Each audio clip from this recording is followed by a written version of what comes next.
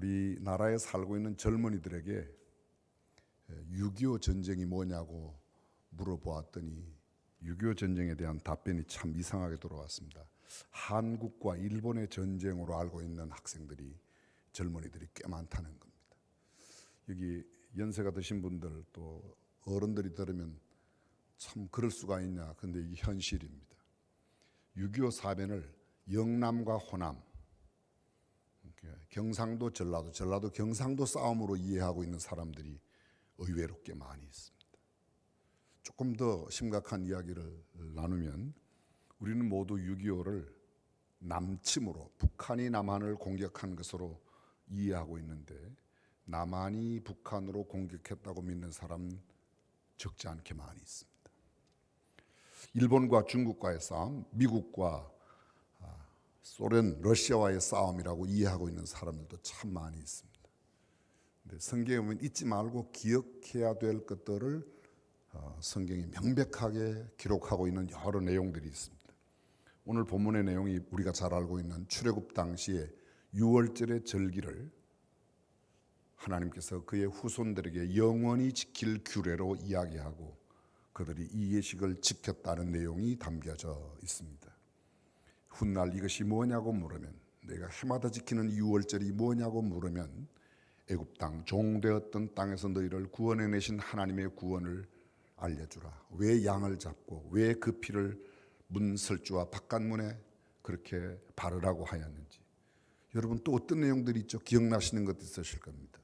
아말렉 전투가 끝난 뒤에 보면 이것을 기록하여 후대의 사람들에게 꼭 알려주라는 기록이 있습니다.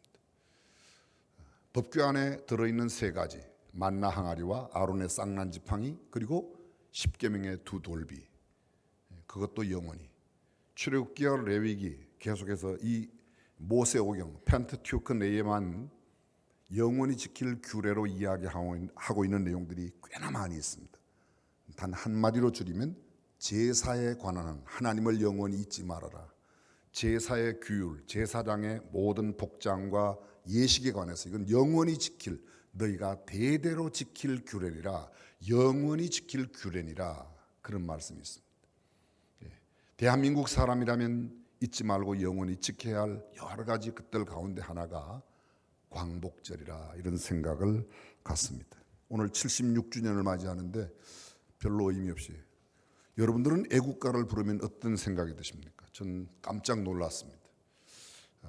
우리 교회에, 제가 섬기는 교회에서는 대한민국이 법으로 정한 국경일이나 기념일에는 저희들은 꼭 애국가를 함께 부릅니다.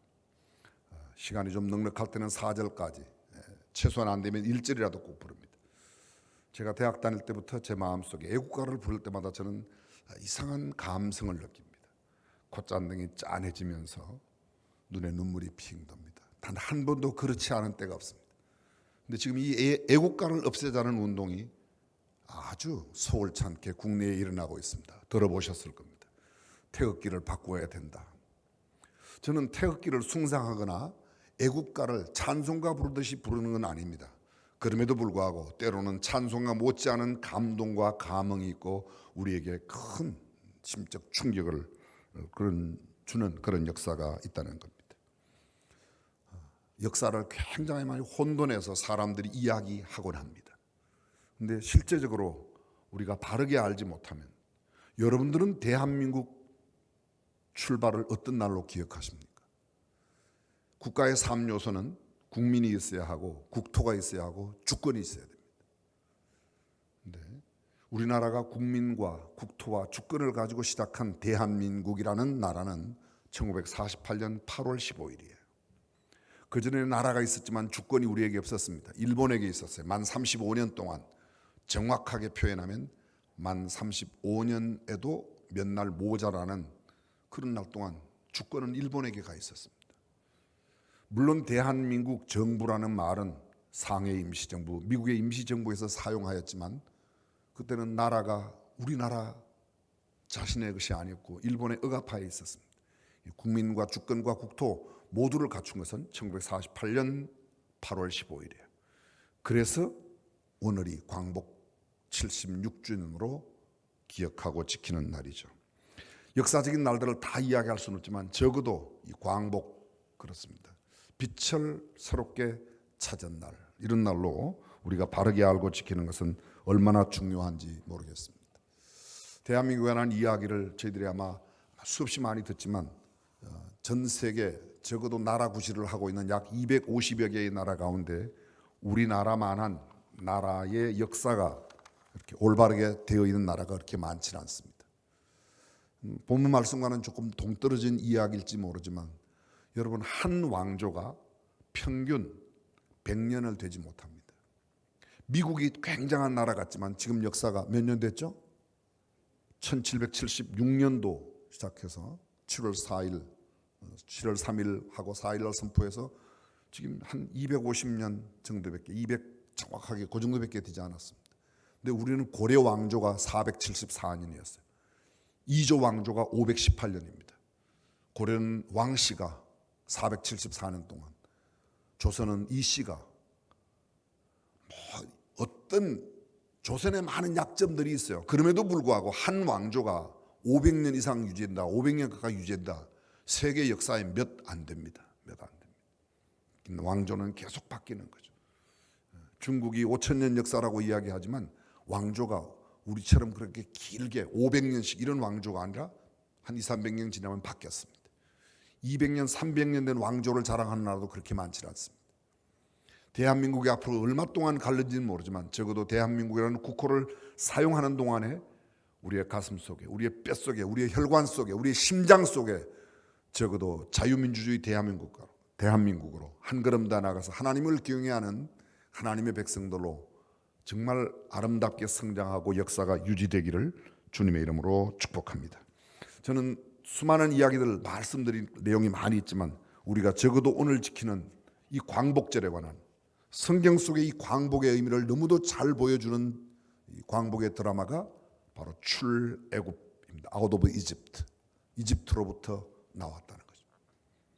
정확하게 표현하면 이스라엘이 애굽 땅으로 내려가기 전, 야곱이 내려가기 전 요셉이 먼저 내려가죠. 30년 전 먼저 내려가고 후에 야곱의 70명의 가족들이 그곳에 내려가 무려 430년 동안 노예 살해를 합니다. 성경은 정확하게 이렇게 말합니다.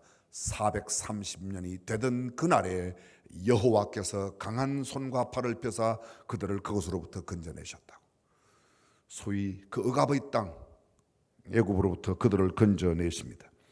이스라엘 백성, 히브리 민족, 하나님의 백성들이 이방 땅 애굽에서 종으로 노예로 400년 동안 살았던 그곳에서 나오는 해방을 본 날, 그날이 바로 6월절의 절기를 지켰던 아비벌 1월에 지켰던 것이죠.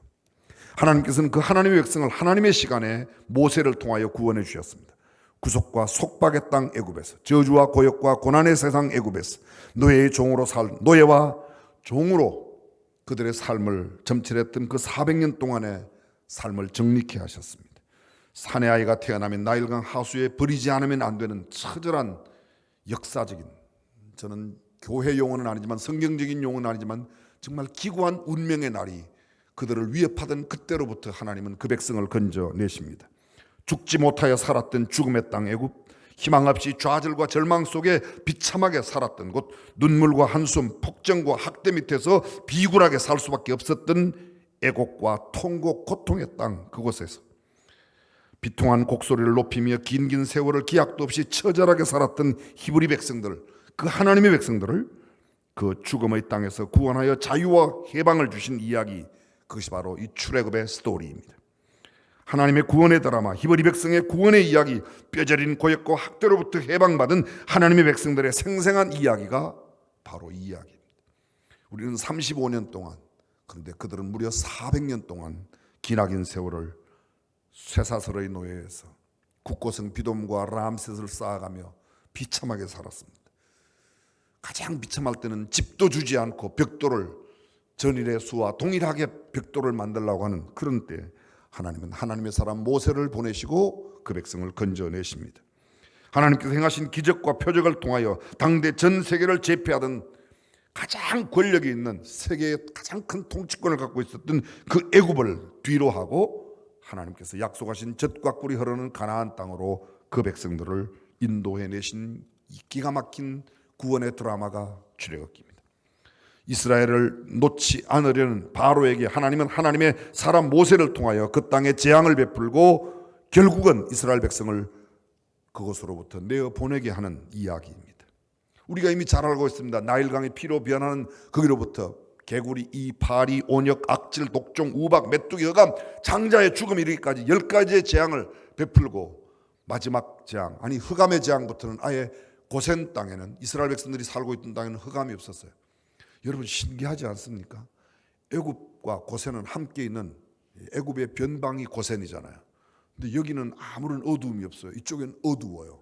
성경에 그 어둠이 어떻다고 말하죠? 얼마나 어두웠다고 그래요? 이렇게 여쭤보면 대부분 깜깜했다고 그럽니다. 아니야, 성경이 이렇게 되죠. 더듬을 만한 어둠, 더듬지 않고는, 눈으로는 보이지 않는. 근데 고센 땅은 그대로 다 볼 수가 있었다는 거죠. 이런 신비스러운 역사, 이 짧은 시간에 설명할 수 없는 아주 기가 막힌 하나님의 능력과 기적으로 백성들을 인도해 내십니다. 출애굽기 11장 4절, 우리가 잘 알고 있는 10번째 재앙, 이 장자의 죽음의 재앙을 묘사하는 이야기는 이렇게 기록되어 있습니다. 모세가 바로에게 이르되 여호와께서 이같이 말씀하시기를 밤중에 내가 애굽 가운데 들어가니니 애굽 가운데 처음 난 것은 위에 앉은 바로의 장자로부터 맷돌 뒤에 있는 여종의 장자까지와 모든 생축에 처음 난 것이 죽을지라. 애굽 전국에 전무후무한 큰 곡성이 있으리라. 그러나 이스라엘 자손에게는 사람에게나 짐승에게나 개도 그 혀를 움직이지 않으리니 여호와가 애굽 사람과 이스라엘 사이에 구별하는 줄을 너희가 알리라 하셨다고. 여러분, 이 구원의 이야기, 이 광복의 이야기인데 가장 드라마틱한 이야기, 가장 결정적인 이야기, 가장 절정적인 이 클라이맥스가 바로 이 장면입니다. 조금 쉽게 설명을 한번 드려볼까요? 여러분, 유월절 어린 양의 피를 바깥문과 문 설주, 문 인방에 바르라고 그랬어요. 누구 보라고 발랐죠? 여러분들의 지금 눈빛은 나는 객관식 세대를 살았으니 주관식으로 말고 객관식으로 이야기해 주세요. 1번 마귀가 보고 떨라고, 2번 하나님이 보시려고, 3번 우리가 보고 믿고 구원받으라고, 4번 잘 모르겠다. 몇 번이죠? 다 맞는 것 같아요, 그죠? 4번은 확실하게 맞는 답이죠. 잘 모르겠다. 근데 성경이 이렇게 말합니다. 내가 그 피를 볼 때에 넘어가리라. 누가 봐요? 하나님께서 보시는 겁니다. 우리 찬송, 내가 유월절 그 피를 볼 때에 넘어가리라. 하나님께서 피를 볼 때, 피만 바르면, 피를 바른 집 안에 있는 사람은 누구가 있어도 상관없습니다. 어떤 사람이 있어도 상관없습니다. 피가 그렇습니다. 진정한 해방의 첫 출발은 유월절에 어린 양의 피가 없이는 결코 불가능합니다. 우리가 죄악으로부터, 속박으로부터, 세상으로부터, 흑암으로부터, 이 흑암과 저주와 영원한 지옥의 형벌로부터 참된 자유, 광복을 얻는 유일한 길은 예수 그리스도의 십자가의 보혈밖에 없다고 믿으시면 아멘 합시다. 그것밖에 없어요. 그래서 예수 그리스도 없는 구원 가짜입니다. 예수 그리스도 없는 자유 가짜입니다. 사람이 자유를 줄 수 있나요? 없습니다. 사람이 참된 평화를 만들어낼 수 있나요? 없습니다. 절대로 없습니다. 불가능합니다. 헨리 키신저가 중동의 평화를 만들었다고 노벨상을 받았습니다. 중동에 지금 평화가 있죠? 언제나 저 눈이 감도는 곳, 그것이 중동입니다. 사람은 진정한 평화를 만들어낼 수 없어요. 참된 자유와 참된 광복은 정치력으로 얻어내는 게 아닙니다. 무력으로 얻어내는 게 아닙니다. 무력이 강해지면 위협이 크지, 그것이 우리에게 큰 위안을 주는 게 아닙니다. 지금은 당장 힘이 있으면 될 것 같지만 힘으로 되는 게 아닙니다. 사람이 세상에서 살아남으려면 힘이 있어야 된다고 그렇게 말합니다. 그러나 여러분, 절대로 그렇지 않습니다. 그것은 꼭 진리가 맞는 진리가 아닙니다. 만약 힘 있는 게 살아남아야 한다면 산에는 호랑이만 있고 노루와 고라니, 토끼는 없어져야 돼요. 근데 지금 호랑이는 없어도 산토끼는 살아있잖아요. 힘이 세서 살아남는 게 아니에요. 힘센 교회만 아닙니다. 하나님의 영적인 촉이 하나님과 교류되고 급변하는 세상 속에 불변의 진리를 갖고 세상과 함께 세속화되지 않는 참 진리의 사람들만 영원히 존재할 줄로 믿습니다. 그렇습니다. 참된 광복, 예수 그리스도로 말미암지 않고는 이룰 수가 없어요. 해방을 누리려고 하면, 자유를 누리려고 하면, 참된 광복을 누리려고 하면 예수 그리스도 없이는 불가능합니다. 처음부터가. 그래서 유월절 어린 양, 이 아비벌 10일에 메인이 그 가족대로 어린 양을 취하여 준비한 식구가 적으면 이웃과 함께 인수를 따라서 하나를 준비하고 각 사람의 식량을 계산하여 준비하라고 말합니다. 양은 흠없는 1년 된 수컷과 뭐 이건 다 생각해요. 저는요 성경을 요새 지금 출애굽기를 매일 아침마다 읽고 있습니다. 읽고 한 300명에게 제가 읽은 말씀을 녹음해서 다 보내주는데요. 출애굽기를 읽으면서 저는 구약시대 안테난 게 그렇게 고마울 수가 없어요. 제 머리로서는 도저히 하나님께서 보여주신 제사장들의 복장 에봇을 이렇게 만들어라, 성막 짓는 거, 광은, 장은, 고는, 규빗은 어떻게 하고, 청색실, 자색실, 홍색실 어떻게 하고, 배옷, 아니 그거를 어떻게 듣고 그렇게 다 만들죠? 여러분들은 그런 게 이상하지 않아요?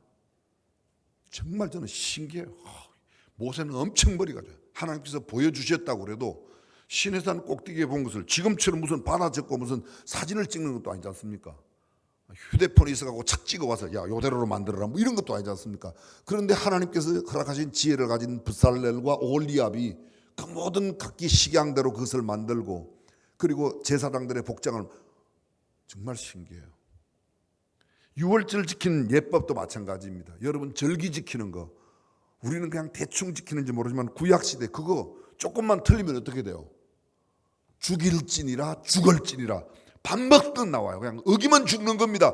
그런데 그걸 안 어기고 다 지켜냈지 않습니까?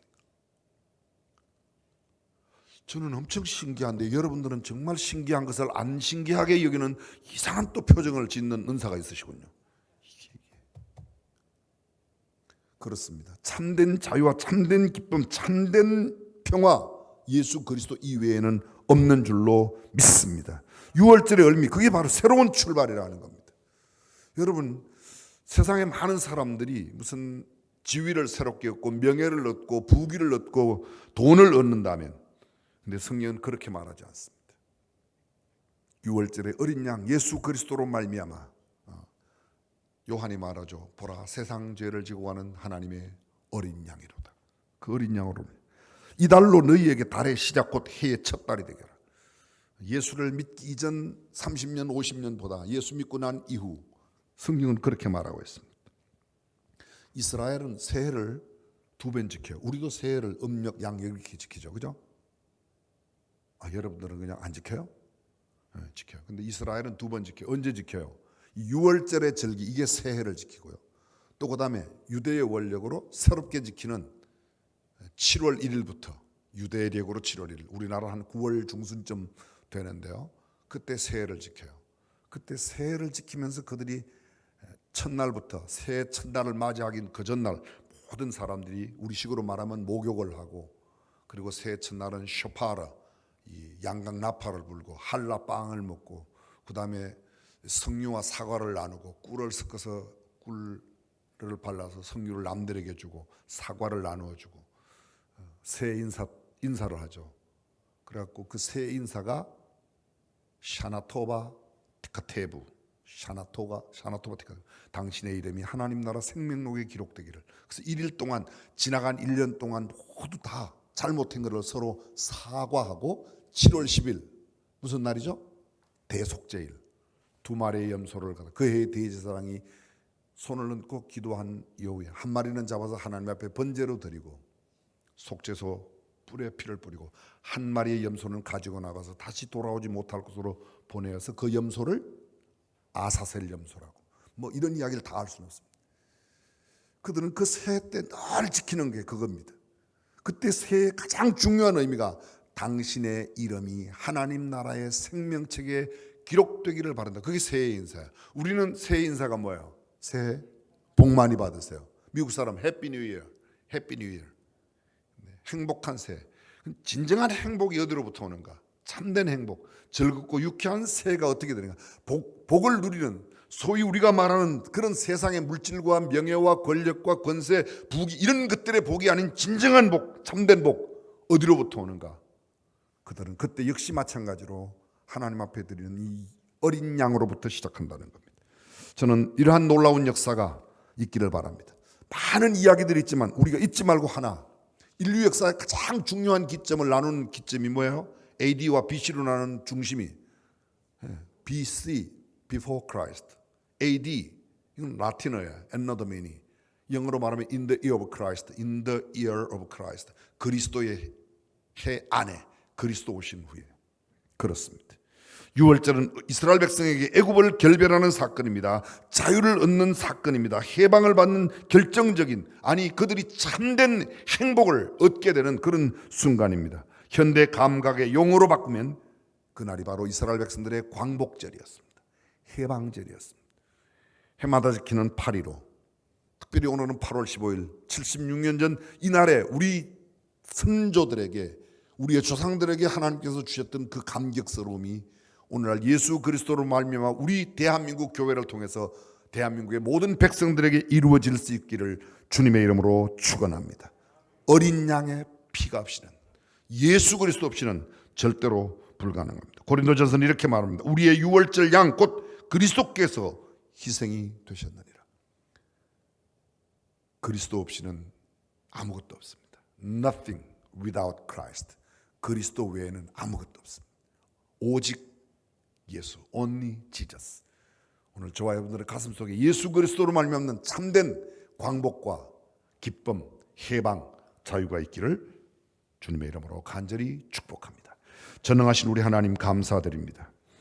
어김없이 찾아온 광복절, 세상의 어떤 방법으로 지나가는 일련의 행사가 아니라 하나님 앞에 예배하며 다시 한번 우리의 마음속에 광복을 새깁니다. 해방을 새깁니다. 자유를 새깁니다. 오 주님, 세상이 만드는 짝퉁 자유와 해방에 속지 말게 하시고, 정권이 만들어내는 세상의 권력과 부귀가 만들어내는 자유가 참된 자유가 아님을 분명하게 알고 오직 예수 그리스도로 말미암는 자유와 해방을 마음껏 누리는 우리가 되게 하여 주옵소서. 주님 말씀하셨습니다. 진리를 알지니 진리가 너희를 자유케 하리라 하셨는데, 진리 되신 예수 그리스도 없이는, 예수님이 아니고는 결코 참된 자유가 없음을 알고 우리가 주님 안에 참된 자유를 영원히 누릴 수 있도록 주께서 복을 더하여 주시옵소서. 의왕시 기독교 연합회를 이끌어 가시는 회장님과 모든 임원 목사님, 소속되어 있는 성도들 하나하나, 모든 교회들이 주의 말씀 가운데 예수 그리스도로 말미암는 참된 자유와 기쁨을 충만히 누리게 하여 주옵소서.